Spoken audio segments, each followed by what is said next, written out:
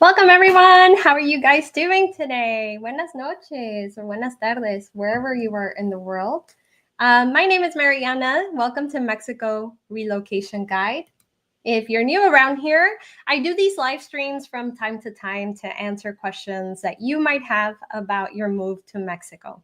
So I try to, answer as many questions as I can get to in an hour. And before we get started, I do want to point out that I will have some residency, kind of updates to give on this live stream. So let's start off with those things first. So the world of residency visas in Mexico is consistently changing. I mean, it's just evolving. And, in 2025, we have seen a ton of different changes. 2024 and 2025, really, we have seen many changes from some immigration offices now taking online appointments to, now the requirement of maybe some bank statements when you do your renewals for temporary residency. Really does depend on which city you're going to be doing your renewal at. And then various other documents that are being asked as supporting documents when you're going to be doing your canje, or maybe when you're going to be doing your family unity visa, which means you petition spouses and or your spouse and other dependents like children. But anyway, there's a lot of different changes that are going on in immigration. And, whatever happened, whatever I give you today or whatever updates I give you about today can all change next week. So just remember that too, that things are evolving quickly. One big tip that I have from one of the facilitators that I spoke to today, who is somebody that I very much trust. And her advice has been, her big advice this week has been, if you are a couple applying together for residency visas, she really recommends that you try to apply together at the Mexican consulate initially. So meaning the process that most of you will start will be through economic solvency at a Mexican consulate. And then you can add a dependent with 100 extra days of Mexico's minimum wage, which right now is about $1,400, $1,500, depending on the exchange rate. And that's what you have to add monthly in order for you to be able to add that dependent. And she really recommends that you try to add a dependent to the initial application. So meaning that you both get your pre-approval, you get a stamp in your passport that says, it's valid for 180 days. You have to travel to Mexico to finish the process. She really recommends that you try to do that initial portion, both of you, on the US or Canadian or wherever your home country, the Mexican consulate side. Because historically, what I've been telling people is that it might be easier for some of you who might not be able to prove this additional extra amount for your spouses to just be able to secure residency on your own and then petition your spouse in Mexico without needing any sort of financial solvency for that spouse. And while that you still can do that, that's absolutely still a possibility. The issue that a lot of facilitators are running into right now is that immigration officials, Mexico in general, by the way, the culture in Mexico is not so much to change your last name when you get married. So what's happening is there's a lot of female spouses that are taking on the last name of their male spouses. And then Mexico sees that your passport's name is completely different than maybe your birth certificate or your marriage certificate or other documentation. And they want to be able to see, who is this? Like, how can you prove that you are the same person? Which historically has been done through an affidavit, a name affidavit. But right now, what a lot of facilitators are running into across different offices in Mexico is that immigration, it seems, are asking for a proof of photo identification with the female spouse's maiden name. And if you're like most people, if you're one of those ladies who's watching this live stream right now and you're like a lot of ladies who are running into this issue, you might be married for 20, 30, 10 years and you don't have really any form of ID. It's okay if it's expired, by the way. So if you have an expired ID that has your maiden name, they absolutely allow it. But a lot of people just don't hold on to those things. They don't hang on to these things that have their maiden names. So She doesn't suspect or expect this to last very long, because obviously it's going to cause a lot of problems for a lot of people. But that is an issue, a hurdle that right now is happening, particularly in the Jalisco immigration office. So she really recommends that you try, both of you, to apply and get approved initially at the Mexican consulate abroad. Another facilitator that we work with in Cancun has mentioned that the immigration official at that office is now asking everyone who is renewing their temporary residencies to present bank statements. Now, very important, there is no minimum requirement on these bank statements that they're looking for. In fact, they're just looking to see that you have bank statements, that they're in your name. It doesn't have to be from a Mexican bank account. There has to be no minimum balance. Truly, it seems like maybe they're just looking for additional documentation without really looking for a financial solvency component. So if you have done your canje already and you come to Cancun and you're trying to do the second part of the residency visa process, and your bank statements have dropped because you've put a deposit on an apartment, or maybe you spent a lot on your on your move, or maybe you've paid a moving company a lot of money, don't worry. It's not that you're looking for a specific economic solvency requirement. So those are the top things that I know right now that are probably really important for you guys to know. And then, of course, another thing that I really recommend for everyone thinking of moving to Mexico is to get your documents apostilled, particularly your marriage certificates, especially some consulates abroad, some Mexican consulates, either in the United States, Canada, maybe even Europe, can decide without previous notice to tell you that they need your marriage certificate apostilled. And it has happened that even though like you might have been married in the United States and the Mexican consulate that you're trying to apply in is in the United States, they should be able to like authenticate that is a good marriage certificate because they are in the United States. But it has happened before that they still want a marriage certificate from that same country where that consulate is in to be apostilled. And an apostille, I'm going to put it in the comments on how you spell that. An apostille is basically a process of authenticating foreign documents.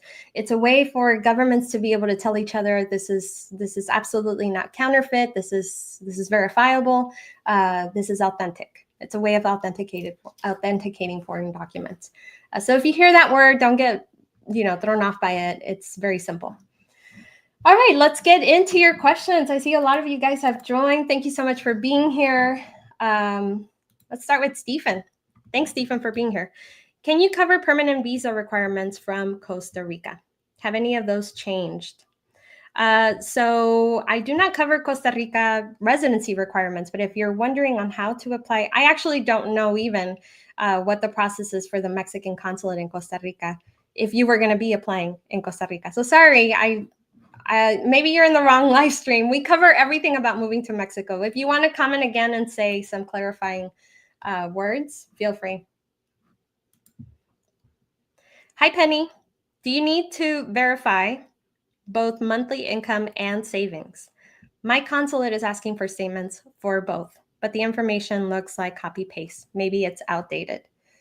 Usually it's either or. So for temporary and permanent residency, there's usually two ways of obtaining that residency visa through economic solvency. One of them is by proving 6 months of verifiable income. So meaning that you have a job. Sometimes they ask for pay stubs.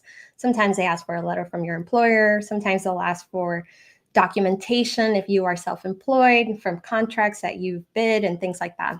So it really depends on the consulate that you're applying in, but it's usually either or. And then the other way to obtain one of these visas is either through savings or investments. Savings accounts, like any regular old bank savings account, or investments like 401ks, brokerage accounts, those kinds of investment accounts.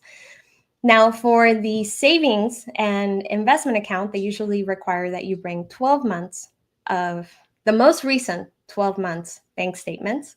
Although, quite honestly, I would recommend you bring 13, the last 13 months.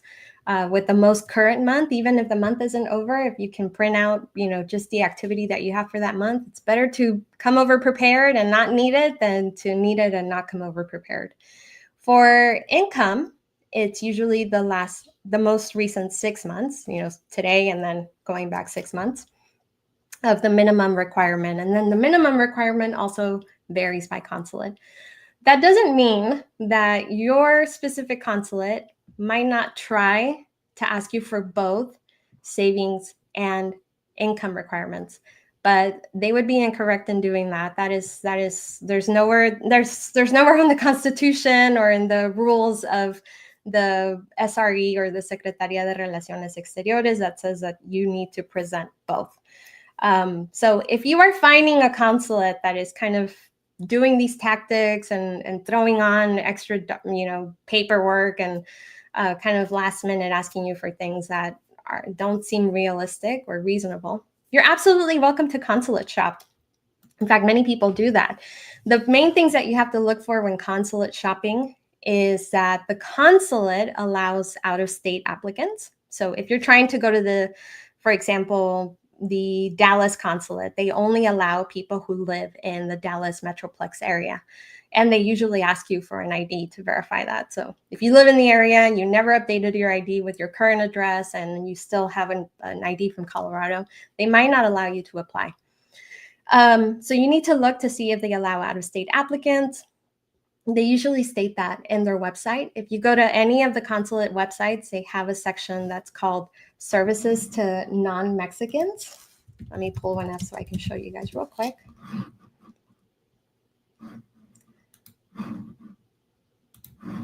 This is the Houston, Texas. Oh, not that one, sorry. Oh, 1 second.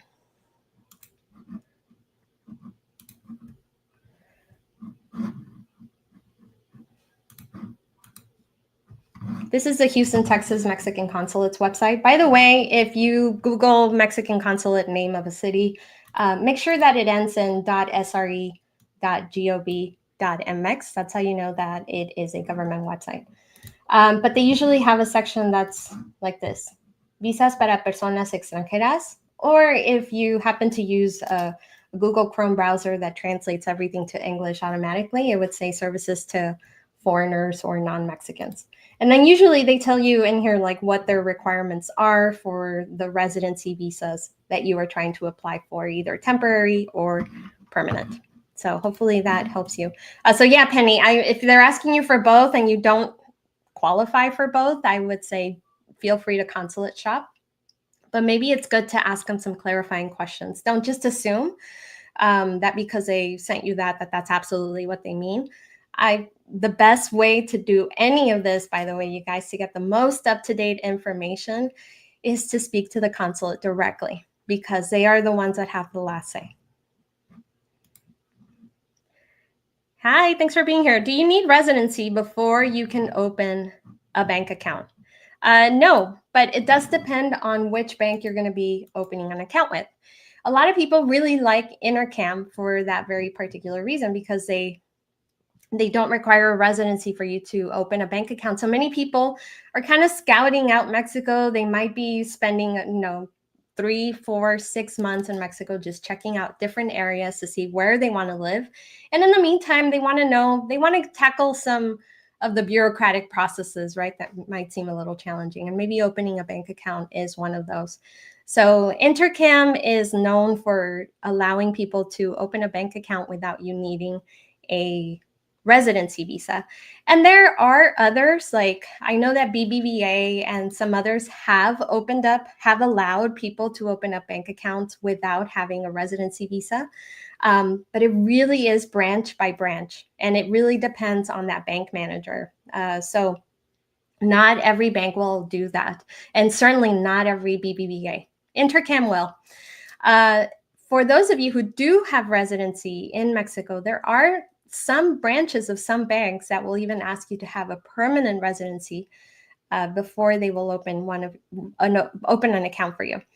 And again, it totally depends on which bank, which branch, and maybe even down to the type of bank account that you're trying to open. So for that reason, a lot of people really love Intercam, and then they also like that Intercam has really good customer service. Their transfer fees are very low. Just people in general really enjoy Intercam. Yes, you can start. In fact, most of you will probably start your residency visa outside of Mexico, unless you have ties to a Mexican national or a Mexican resident. And yes, the second part of the process, if you start outside of Mexico, is finalized in Mexico.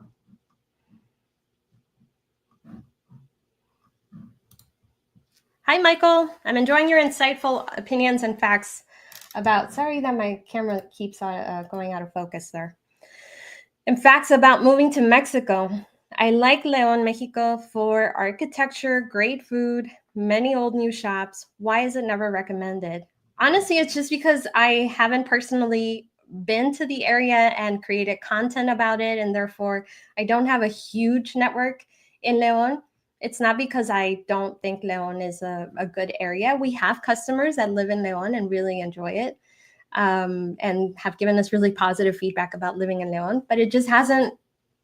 You see, I have to prioritize which cities we recommend based on the amount of, inquiries that we get about them. And León, it really hasn't come up that much, if at all. So that's why, Michael. There's no other reason. We are obviously always working to create more content, to travel to more cities, to produce more videos and show you what living in these other cities is like, because Mexico is a beautiful big country and there's so many different cities and towns and mountains and beaches and everything in between, from rural to suburban to very big city to very urban. So it just depends on if we have created a network and if we have created content in the area. Teresa, thanks for being here. Oh, good point about never been to Mexico. So what is the likelihood of getting approved for temporary residency if you've only been to Mexico on a cruise, or if one of your spouses has never been to Mexico? I think she's asking this question because rumor has it that different consulates are interviewing people. Not all consulates, by the way. I think it's very, very hit or miss. And some consulates have been interviewing people and asking them during their interview, when was the last time they went to Mexico? How many times they've been to Mexico? And just kind of like follow-up questions to that. I guess they're trying to gauge what that person's true interest is in moving to Mexico versus just like, they want to apply for residency just because. I'm totally guessing. Nobody has ever said this to me. The consulates don't directly speak to me, but I'm guessing that's what they're trying to do. And there have been some people who have been denied residency when they stated that they have never been to Mexico before. And the consulate didn't directly tell them that they were denied because they had never been to Mexico before. So we don't actually know if they got denied because their paperwork was incomplete, or because the paperwork that they did bring had some errors in it, or something completely different. It might have been because the person has never been to Mexico before, but the consulates don't always tell you why they deny you. They do tell you why they deny you if something is very obvious. Like, for example, your bank statements, you didn't bring the last 6 months of pay stubs or bank statements showing your income, or a letter from an employer if they're asking for it, or signatures from a bank representative if they're asking for them, or some other reason, or maybe they required your marriage certificate to be apostilled and that wasn't brought to your appointment. So there is kind of this rumor going around that if you have never been to Mexico before, that there is a chance that maybe you will get denied. So here's my advice. My advice is, do not volunteer any information that you're not asked. Only answer the questions that you are asked. and answer them in the simplest way that you can possibly imagine. Think of this like, it's a legal procedure, right? So if you were going to be interviewed anywhere for a legal process, you're just being asked very direct questions, very black and white. So I would say, like, I know emotions are high. You're probably nervous when you're going to your consulate appointment. I know that you want nothing more in the world than to get approved. I get that feeling, but I just would not volunteer anything that you're not asked. It's very simple. Try to obviously be polite, be friendly, show enthusiasm. But if they're not asking you how many times you've been to Mexico or when was the last time you came to Mexico or none of that, you don't need to speak about it. If they do ask you, then I would be very sincere. I don't think you need to worry about it, Teresa. I would say apply, and chances are they won't ask you. And I think it's very hit or miss on which consulates have asked that and how many people have, said like anything that has turned the consulate to deny them.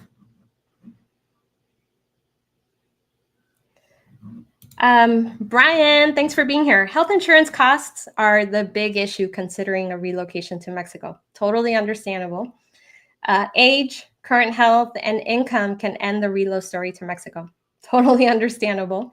Personal health costs can exceed $700 a month.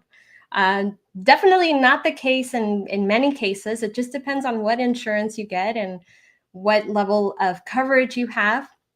For those of you who become permanent or temporary residents in Mexico, you do have access to IMSS, which is a government-sponsored health insurance, or it's a government-sponsored health system. So they have their own hospitals, they have their own pharmacies of medications, they have their own equipment. It's their own network of hospitals.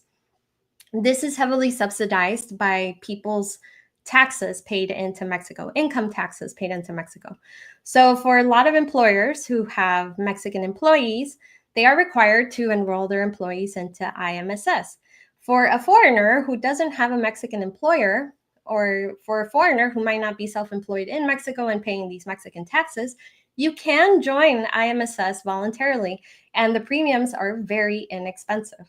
For example, for a 70-year-old or 65-year-old, I'm going to pull them up actually so you guys can see them yourselves. For 2025,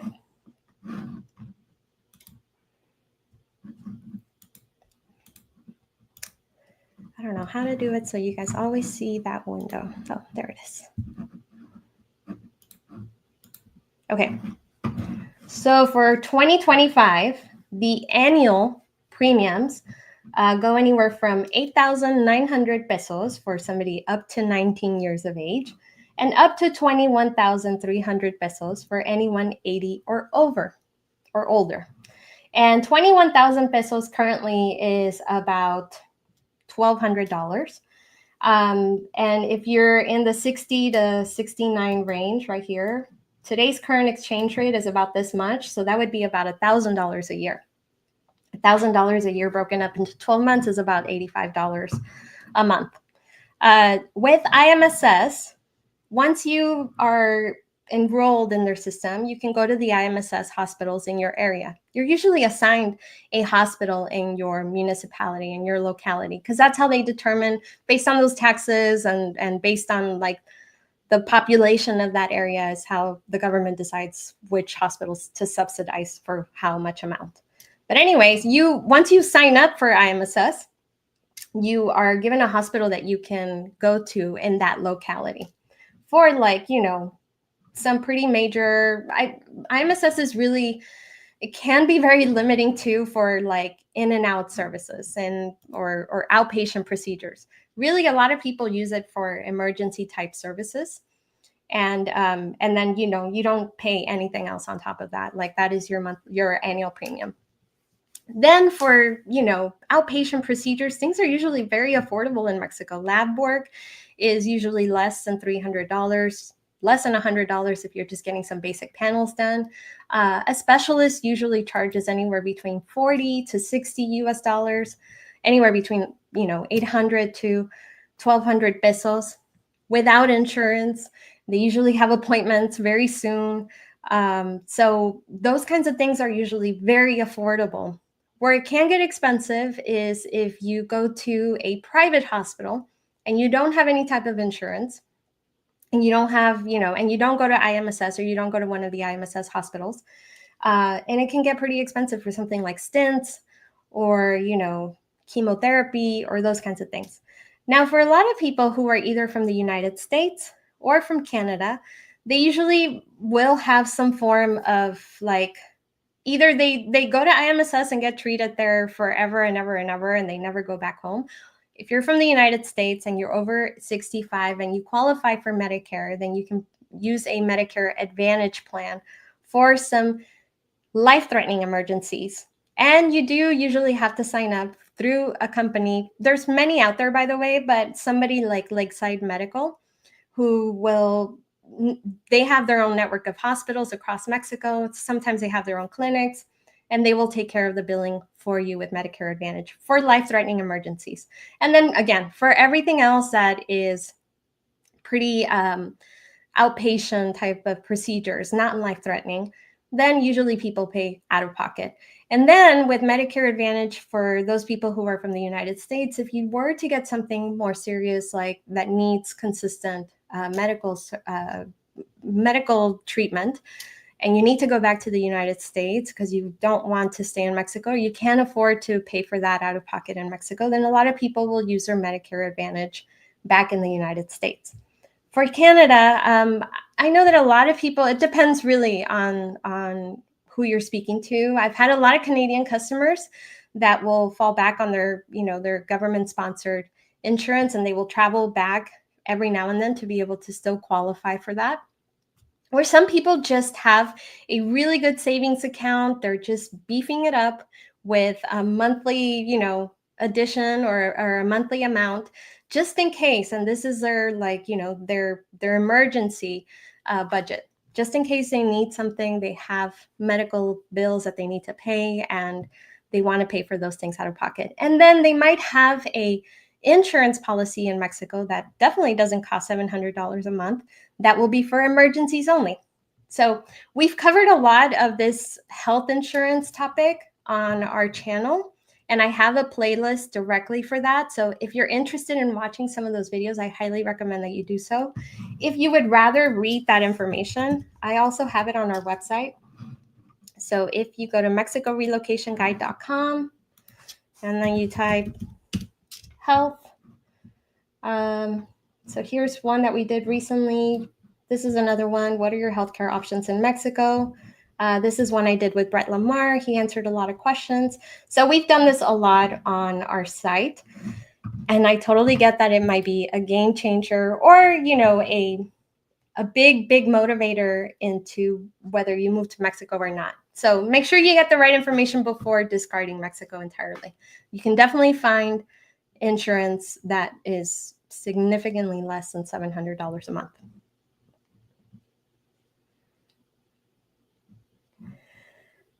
Okay, yes, this is going to be recorded, by the way. Somebody's asking if this is going to be recorded. Yes. So, all right, let's see. Permanent residency does not allow us to take a car from the US, but temporary residency does. Can you confirm? Any advice? Because we would rather apply for permanent residency. You are kind of correct. So it all depends on where in Mexico you live. If you are a permanent resident, well, let's start over from the beginning. For those of you who are driving your cars from Canada or the United States, you can drive your car to Mexico with a temporary import permit and not have to nationalize your car or permanently import it. The temporary import permit is about $50, and then you pay a deposit, which is anywhere between $200 to $400 US, depending on the model or the year of your car. As a temporary resident, you are allowed to get a temporary import permit for as long as your temporary residency visa is active. So for the first year, whenever you come to Mexico, you usually get your temporary residency for 1 year initially.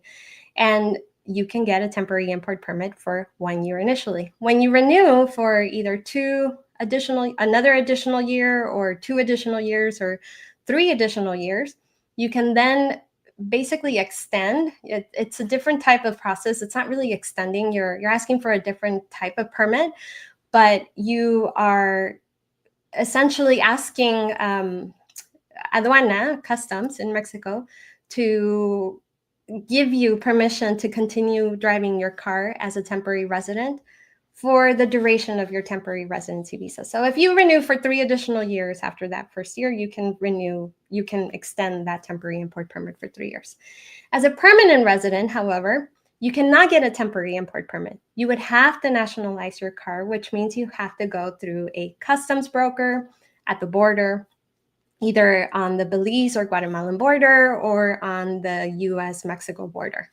And that's a whole different process. And then, depending on the type, make, year of your car is how many import taxes you pay. And then, of course, you pay the customs broker their fee. So some people decide not to bring their car as permanent residents because that is too high of a cost compared to the value of their car. Some people love their car and they know that they're not going to find the same equivalent for about the same price that it costs them to import it. So really, you just have to do the math. However, this is where the caveat is. If you're going to be living in the free zone of Mexico, which is La Franja de la Zona Norte, you can bring your car, even if you are a permanent resident, even if you are a temporary resident, without having to get a temporary import permit. You can stay you can stay in that area with a foreign plated car for as long as you want. You never have to get a temporary import permit unless you drive outside of the free zone. So the free zone is all of Baja California and Baja California Sur, a big portion of Tamaulipas, a big portion of I'm drawing a blank here, of Sonora, and then of course all of Quintana Roo, because that is on the Belize border. So if you're going to be driving your car to Mexico from Canada or the United States, you really have to know where in Mexico you're going to be living. If you're going to be living in the free zone, you never have to get a temporary import permit. If you're not, or maybe you are, but you want to be able to drive it outside of this free zone, then you should get a temporary import permit. And you can only get a temporary import permit as a tourist or as a temporary resident. As a permanent resident, you would have to nationalize that car, which means permanently imported. That was a big answer. Let's see. When meeting at an embassy, what is the best general approach for acquiring residency, given that we meet the requirements? Is it simply technical, or is there something else that's a deciding factor? Very good question, Elaine. Yes, there are technical factors. Obviously, every consulate has a list of requirements that you absolutely must meet in order to qualify at that consulate. It could be they need you to live in the immediate area. They need you to meet economic solvency. If you are applying through economic solvency, they need you to bring, specific documents apostilled for family members. Or it could be some other way that you're getting residency. Let's assume it's economic solvency. Usually they want you to bring bank statements or your brokerage accounts. And then they, usually want you to bring those brokerage accounts or bank statements signed by a bank or, that financial institution representative. If they do ask you for that, and I know a lot of people have issues with that because they have brokerage accounts with Fidelity or Vanguard or somewhere else that does not provide those types of signed documents, right? Like you don't have a bank representative. Like you can't just drive down the street and go to your bank and have somebody sign it. So a lot of people in that case will do one of 3 things. They will just get a letterhead from the financial institution, just verifying that, how long you've had your account with them. It doesn't have a wet signature per se, but it's a letter stating like you've had this account for X amount of years, and, they can verify that you are indeed the owner of the account. Or sometimes they will go to a notary and have those notarized with, 2 witnesses. The other is if you have a financial planner. Sometimes your financial planner can sign those, or they can if you ask them for it. And in many cases, I have heard of many consulates allowing that, because they're not really verifying who's signing it. They just want a wet signature. So it's not like they're calling the bank representative. It's not like they're calling the financial institution. It's, you're just like ticking boxes, and they just want a wet signature. I will say that it entirely depends on which consulate you're applying at, when you're applying. So if you're watching this in the future, you really have to verify with the consulate on the day that you're applying what specific requirements they need from you. And I will say that, you guys, this is where I really think hiring an immigration facilitator is the best money you will ever spend on your move to Mexico. Obviously, there's other services that I think are worth their weight in gold, like, some international moving companies that really, really have a good reputation, pet transporting companies that will make sure your furry friends get from point A to point B safely, in one piece, and not too stressed out. But facilitators, when you're first starting that initial process on the US or Canadian or European or wherever your Mexican consulate is, it can be daunting just thinking of like, well, how do I know if they're asking me for this or that? And then you try contacting them and they won't reply to you, or maybe they're just not they're very vague in their responses. I dealt with this directly with Dallas. They're just like, they refuse to really give a lot of information over email unless you're willing to give them all your personal information and then some before they will even give you their requirements, which if you're serious about applying in Dallas, you'd probably do. But anyway, long story short, I really think that's where an immigration facilitator will really help you out. Not all of them offer this service, but a good handful of the ones that we recommend in the Complete Mexico Relocation Guide will do like kind of a consulting before you actually go apply at a consulate. They'll determine like, okay, here's your entire situation. This is the type of money that you're going to present. These are the types of bank statements or accounts that you have. This is your family dynamic. This is who's applying. This is the situation. Do you have a maiden last name or do you have a married last name? All those things matter, and they vary by consulate. Whether you're currently working or you're going to retire soon. And if you are currently working, they might need pay stubs, or they might need a letter saying that once you move to Mexico, you will continue working for that company. So it really just depends on the consulate. And a lot of these facilitators will help guide you on your situation and which consulate is the best for you based on your specific situation. So I really think that it's the best money you could possibly spend for hiring this type of service. Again, not all of them offer that type of hand-holding. Some of them will just like get you a consulate appointment and, not really guide you on what to bring to that consulate. Some of them will not schedule the consulate appointment for you and will only meet you on the Mexican side and help you with the entire immigration process in Mexico, which is a whole other can of worms and a whole other process. But the ones that do help you on the US Canadian side to get you those consulate appointments, to help guide you on which documents you need, they do this day in and day out. And they have kind of earned that reputation of they are like the true concierge service. And they over prepare their customers. And because of that, they have a pretty good success rate of their customers getting residency visas. They can't guarantee that you're going to get residency because, again, at the end of the day, it's up to the consulate that you apply at. But anyway, I really cannot recommend enough that you look into an immigration facilitator that can help you from point A to point B. If you would rather see our recommendations, we've done all that research for you. We have created a very easy to follow online course on how to move to Mexico.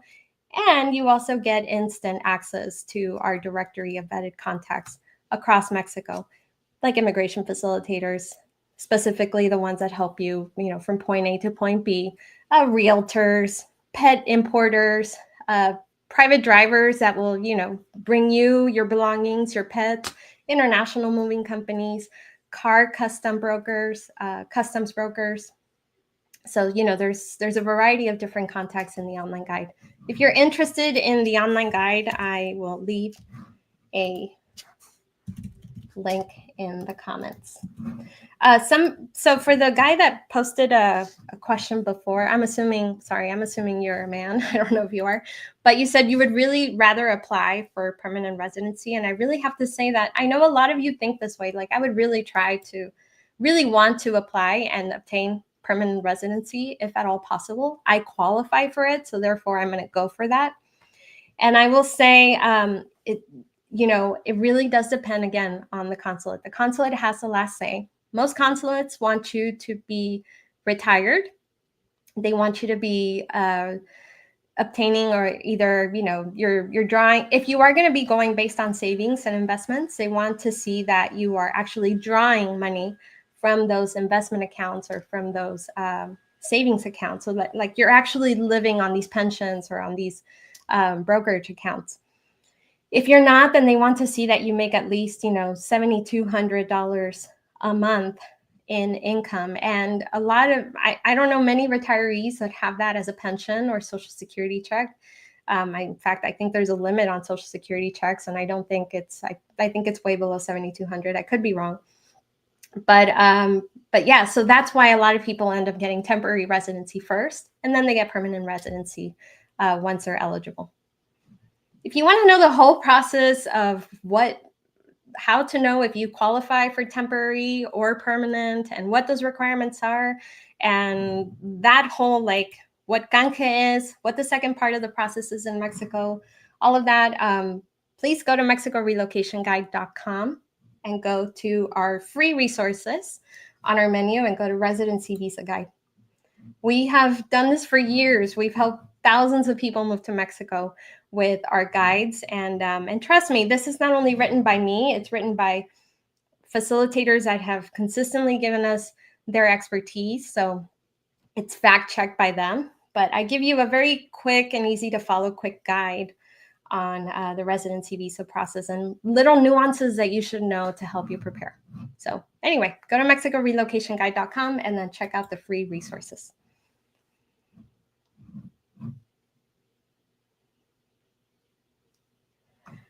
All right, let's see. I'm trying to read some of these questions, guys. Thanks for being here. Yeah, great question, David. With the weakening dollar, are consulates increasing their income requirements? I haven't seen consulates make that adjustment yet, because the weakening dollar just happened like in the last 10 days. So I haven't seen consulates increase their income requirements. They've been hovering around 4,000 to 4,200 to 4,400 a month for temporary residency, and anywhere between 68,000 to about 72K for temporary residency in investments or savings. And again, you need either or. These are also net amounts, so these have to be after taxes, meaning, they will ask you for bank statements and they will want you to show that you have these balances carried month over month for either the last 6 months or the last 12 months, depending on if you're applying through income or if you're applying through savings or investments. But I haven't seen that. And that doesn't mean I won't start doing that, because if there's one thing in Mexico that always happens is that, or in Mexican bureaucracy, is that it's always changing. So we'll have to see what happens in the next coming weeks. They might just keep it at what they currently have and what they said at the beginning of the year. Some consulates do, however, on their websites, they do not post an income requirement per se, but they will post the formula that they use, and they will say, no, keep in mind that this will all depend on the exchange rate at the time that you apply for this residency visa. So if you apply, let's say in 6 months, and the exchange rate is 21 pesos to $1, then the income requirements will go down. If you are applying next week and maybe the peso is 19 Mexican pesos to $1, then maybe the income requirements will go up. Again, in that residency visa guide, I give you the formulas and how those things are calculated and what the daily minimum wage is and why they use it. Hi, Cheryl. Thanks for being here. So I received my temporary residency in San Miguel de Allende, but I've decided to move to Querétaro. Nice. Can I renew my visa in Querétaro, or do I need to go back to San Miguel? You can absolutely renew your visa somewhere else. You will, however, first have to do a change of address, or cambio de domicilio. If you're supposed to do the change of address within 90 days of moving to a new home, but I know a lot of you get your residency visas and you use kind of like a temporary address, or maybe an address that you borrowed from somebody and you don't really know where you're going to be living next. So for those of you who are watching and saying like, oh, what do you mean I'm supposed to make a change in 90 days? Like, I've already left Mexico and I don't know where my next home is going to be. Don't worry. Just as soon as you actually have more of a permanent residence in Mexico and a permanent address, make that change. But yes, you can absolutely renew in Querétaro. You will have to do a change of address first. If you don't do a change of address and you show up to immigration and they have determined that you never did a change of address, they can fine you, and that fine can go up to like around 10,000 pesos, which will be around 500 US dollars. If you want to avoid that, I would absolutely do the change of address first, and then on a separate appointment. So I would do your change of address as soon as you can before you're required to renew. And then on your renewal, you'll be fine because INM will show that you live in the area. What if we both meet the solvency requirement? I don't know, maybe there's a previous question to this, Rosella. I don't know exactly what you mean by that. So just assuming that I understand the question, I assume that maybe you're asking like, what if you don't both meet the income requirements? Actually, I don't know. Just go ahead and post another question and let me know exactly what you mean. Do we need a visa to enter Mexico? It totally depends on which country you are coming from. If you are coming from one of the countries that does not require a visa, or for you to apply for a visa to come to Mexico to visit, then no, you are given what is called an FMM when you arrive.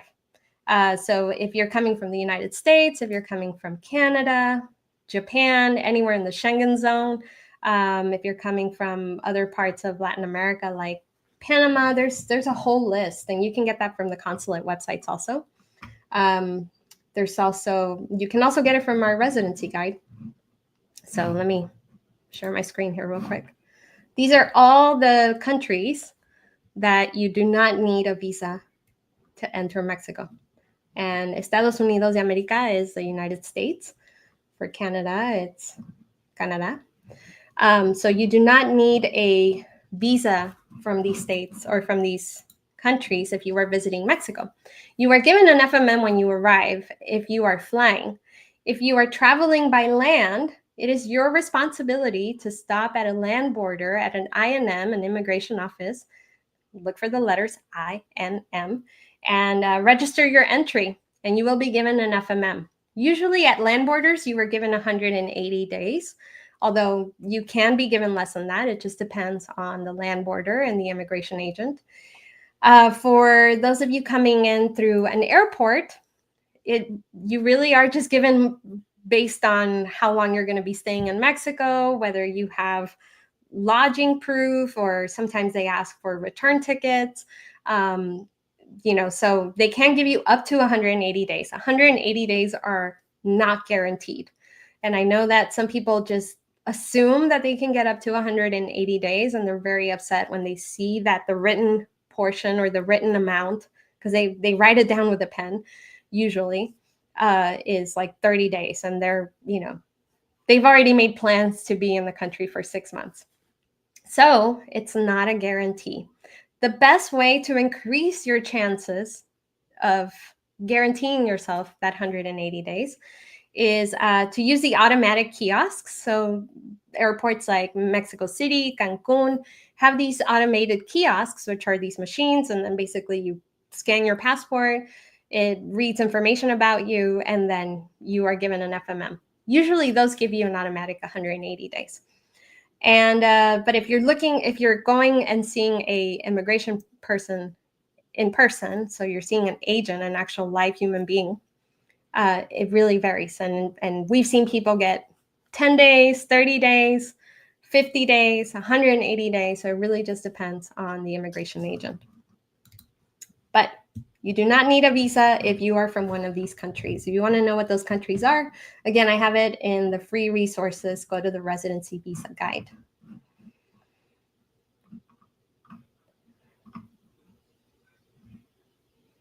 Let's see, Roselle. Let's see if I see your question. Hey, I don't think that you guys need to get upset about, try to just be patient with like the information that I'm giving you guys here on this live stream. I'm trying my hardest to get to as many questions, and if you want more one-on-one help, really the online guide is the best way. That's where I dump all my research, all my information, all my personal knowledge is dumped into the online guide. And then you get the directory of contacts that can give you more one-on-one assistance. So, please be patient with these live streams. We try to get to as many questions as we can. Do you get a limit on the number of FMMs a person can get, either lifetime or for a given time period? There isn't anything in writing that says you get a limit. I know many people who, have gone and come every 6 months, and they leave Mexico like right before their FMM expires, and then they leave for a week. They come back, they get another 180 days. But I've also known people who have never been to Mexico before and have, received 30 days when they arrived.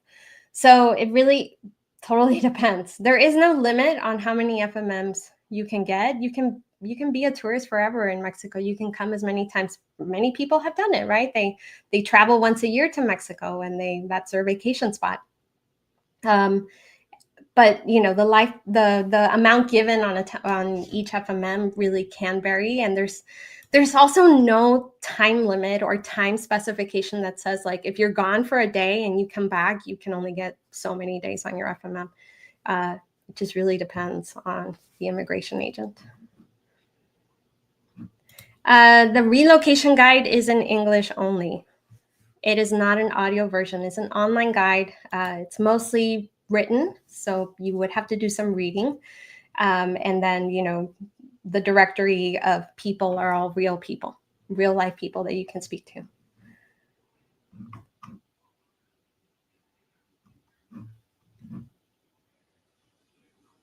Let's see.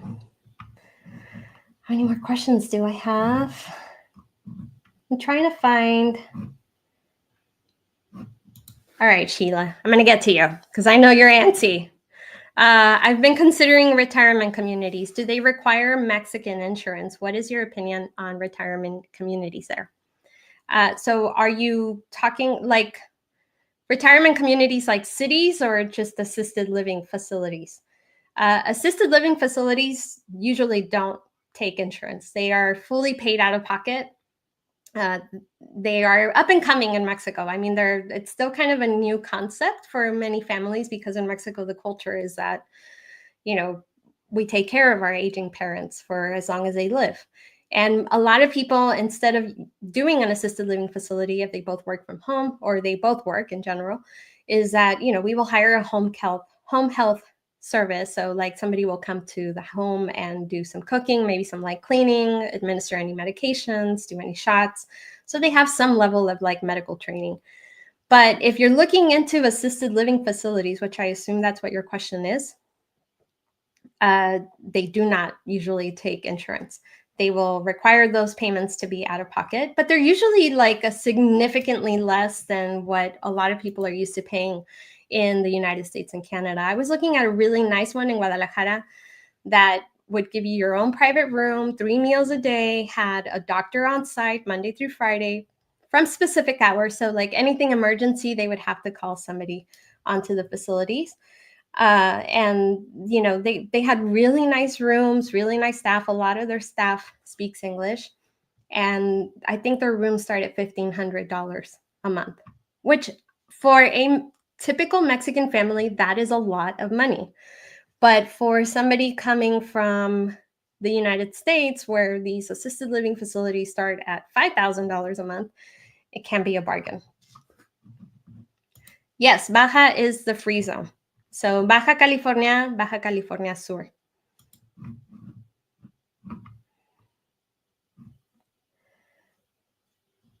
Neither Fidelity nor Schwab will sign.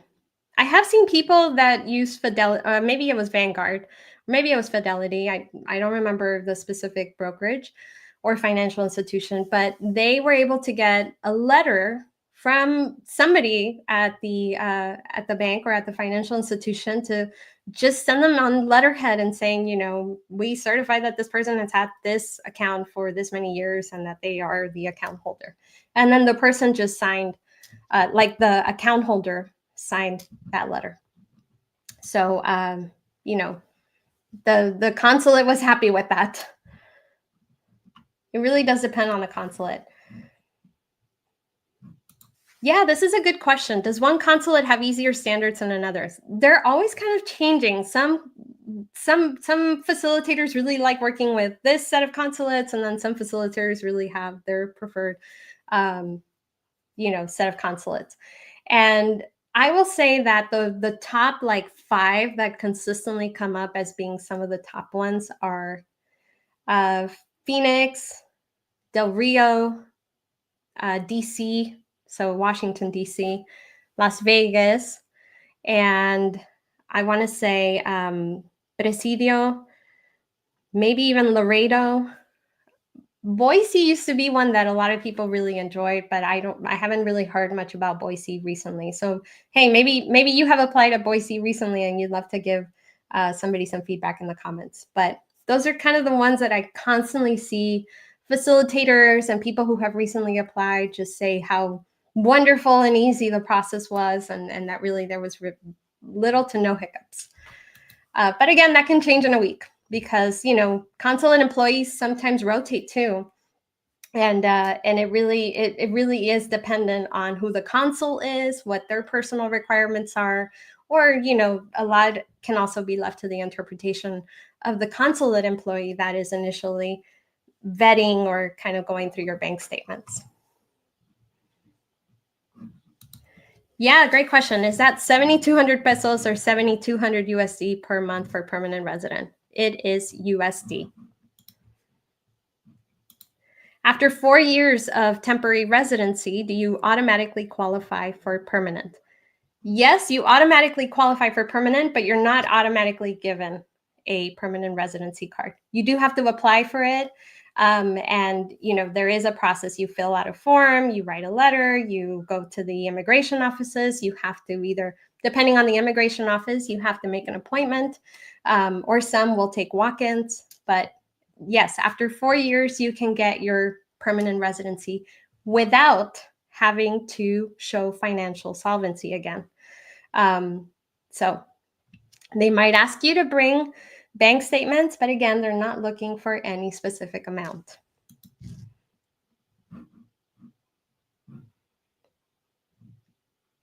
Isn't the FMM only for land crossings? No, an FMM is given to you at both land crossings and airports. For those of you who are coming to Mexico to do your canje, meaning that you were already pre-authorized at the Mexican consulate, you're given a stamp on your passport that says that visa is good for 180 days. If you're driving to Mexico to do the second portion of your residency visa, please stop at an immigration office and get your FMM, because without it, you cannot do your canje. So and you cannot get your residency card. So you would have to go all the way back to the border and get an FMM. So please save yourself that hassle. Hi, I have my residencia temporal. Is it assuming that I will get my RP, residencia permanente, at 4 years, or is there still a risk that I might not get the RP? Again, nothing is a shoo-in, so there is still a process. You do have to apply, but I haven't seen anybody get denied their permanent residency after completing 4 years of temporary residency. What I have seen recently is that usually a temporary residence will, or initially you are given 1 year of temporary residency, your first year, and then you're usually able to renew for either 1 additional year, 2 additional years, or 3 additional years. What I have seen recently is, and again, it's just very hit or miss, not across the board, not at every immigration office. But what I have seen sometimes is that the immigration officials will ask for a lease agreement in order for, and the lease agreement or the rental contract has to be in the applicant's name. Or if you own property, then the hipoteca or the deed or the escritura, or the documentation of that home has to be in the applicant's name. So it doesn't happen all the time, but it's important that if you're working with a facilitator in any city of Mexico, that you ask them questions before you come to Mexico, before you renew, before you're ready to do your permanent residency. What exactly is it that you're going to need? That way you're prepared and you show up to the office and you have the least amount of surprises and delays. Okay, Rosella, I found you. My husband and I have separate retirement accounts, and they are each one above the minimum required. We were planning on applying each of us separately for TR rather than one person sponsoring the other. So you could absolutely try to apply separately. I would bring all of that documentation to your appointment. When people apply as couples, usually you are, most consulates, if not all, will require you to, for each one of you, to have your own separate appointment. They will usually schedule you at the same time slot, but they will normally require you to have, for each one of you to have an appointment. So anyway, when you come, each one of you will need to fill out an application. Each one of you will need to, most likely be interviewed by the actual consulate themselves. But I would bring all that documentation that you personally, Rosella, you qualify, and that your husband has his own way of qualifying without you guys needing to sponsor one or the other. With just present like all of your documentation to the consulate, and they will, guide you on the best way for you to actually qualify. Or you could talk to a facilitator based on, because I don't know exactly what you're going to use to apply, and I don't know exactly the situation. You could hire a facilitator to go over that information with you. I'm pretty sure that you're a customer. So if you log into the guide and if you go to our directory of recommended contacts, the very top link is the recommended immigration facilitators. So hopefully that helps you.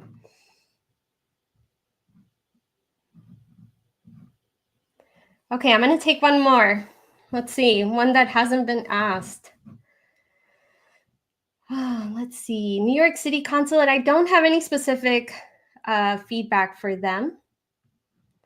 So sorry, but I do know that the New Brunswick Consulate in New Jersey, people have said good things about the New Brunswick Consulate. Let's see.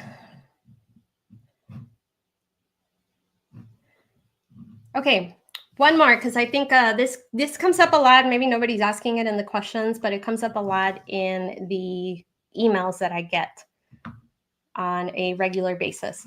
And that is dual citizenship. So how do I apply for dual citizenship if I have family ancestry in Mexico? That is possible if one of your parents are born in Mexico. If you have grandparents that were born in Mexico, then your direct parents or the parent related to one of those grandparents would have to first apply for dual citizenship, and then you can apply for dual citizenship through your direct parent.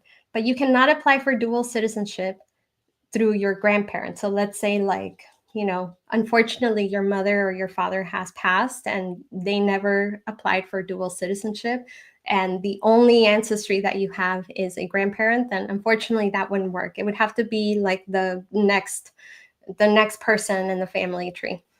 To do that, you need to visit your nearest Mexican consulate, make an appointment, bring your, really you should check the consulate's website to see what direct documents they require, but usually they require a copy. It can be a certified copy of your birth certificate, a certified copy of or an original of your parents' Mexican birth certificate, and they usually require 2 witnesses.